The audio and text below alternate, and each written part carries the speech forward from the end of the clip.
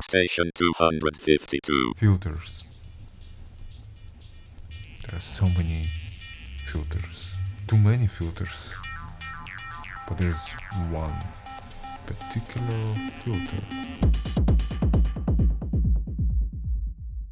Z2040. It's been on the market since forever. One of the first modules that Tiptop Audio ever made. What is so special about this filter? For once, it sounds great. The beauty of the sound of it is just it sits in the right place. So it has this really great punchy sound. And it has a built-in VCA, which is amazing. It works great with the filter. This filter has, of course, frequency modulation input. You have an attenuator for that. And you have another input that controls the amount of the frequency modulation applied through the first input.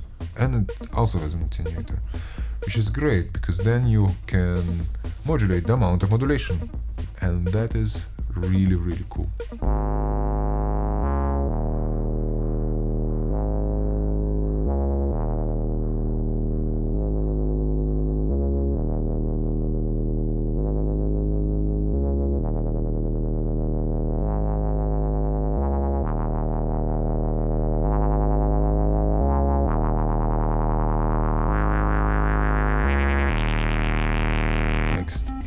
Voltage control, resonance. It's weird and sounds very sweet. It accents the peak, but it doesn't overblow it. It doesn't like start singing and whistling and all this stuff.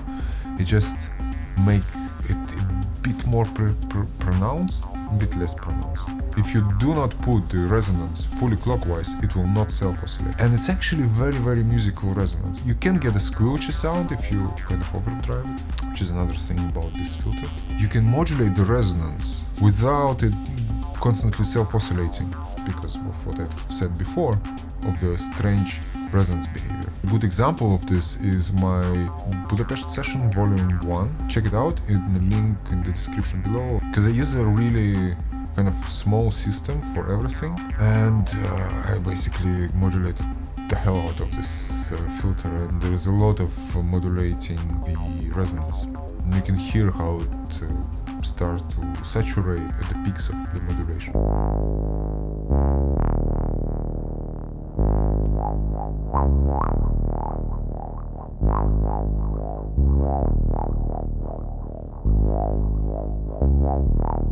Now, the saturation.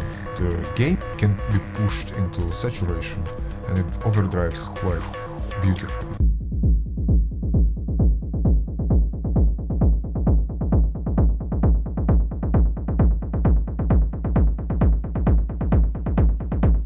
I have a bunch of these Z2040s.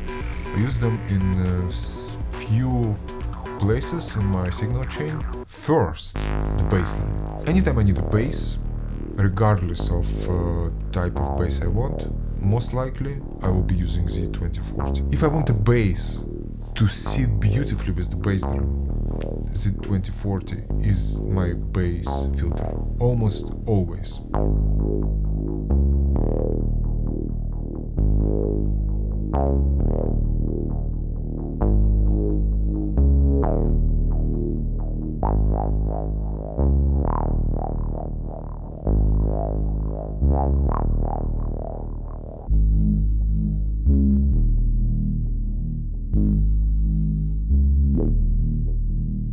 Now, the other thing I'm using Z2040 is filtering the drums. I will, let's say, group the low-end drums, like the toms and the bass drum, sometimes snares and the rim shots and stuff like this. Sometimes hi-hats as well in the same group, depends on the processing chain.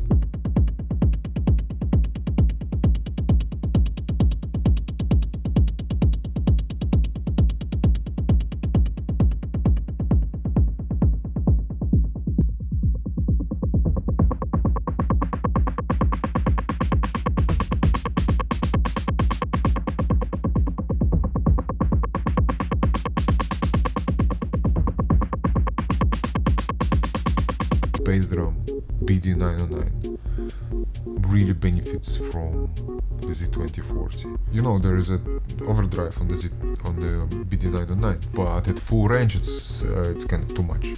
So you boosting a bit on the BD909, the overdrive a bit to about, let's say, 11 o'clock, and then I'm running it through the Z2040 and boosting the gain a bit more. So double saturation together creates this really beautiful, juicy, saturated sound, which works really great. What else? Whenever I'm using a delay with feedback loop, I will always put the Z2040 in the feedback loop, and this gives me two options, basically two additional features for the delay. So delays are mostly digital nowadays. So what I would normally do, I run it through the Z2040, the feedback loop of the delay through 2040, and then I can filter a good example, chrono blob, without anything inside the feedback loop. It just sounds a little bit too vanilla for my taste. It doesn't have the beauty of, let's say, something like Echoes, but Echoes doesn't have the feedback loop.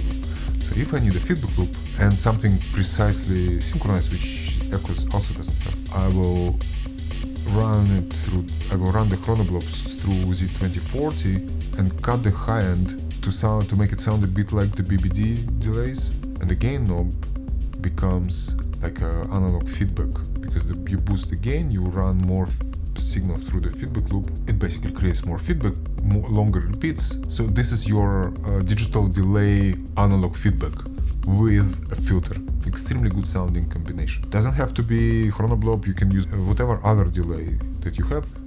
DSP delays work great with that. Anything, whatever you have there with the feedback loop. Feedback loop is the key.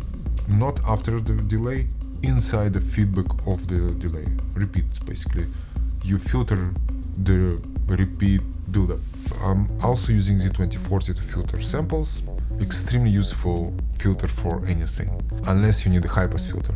It doesn't do high pass filter. It is a voltage controlled low pass filter. Not a multi-mode filter, not a high pass, not a band pass, only low pass. And what a low pass it is.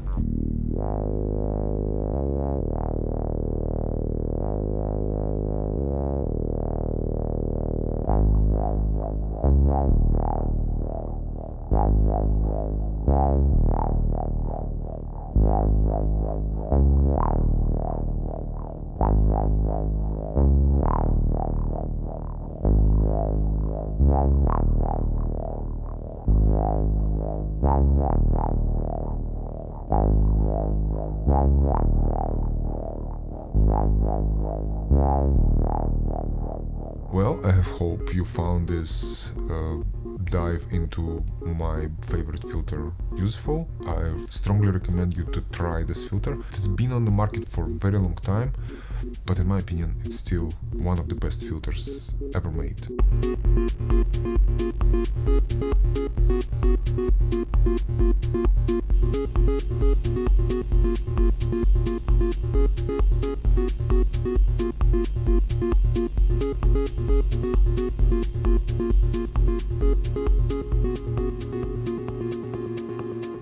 Let's go party kind of filter.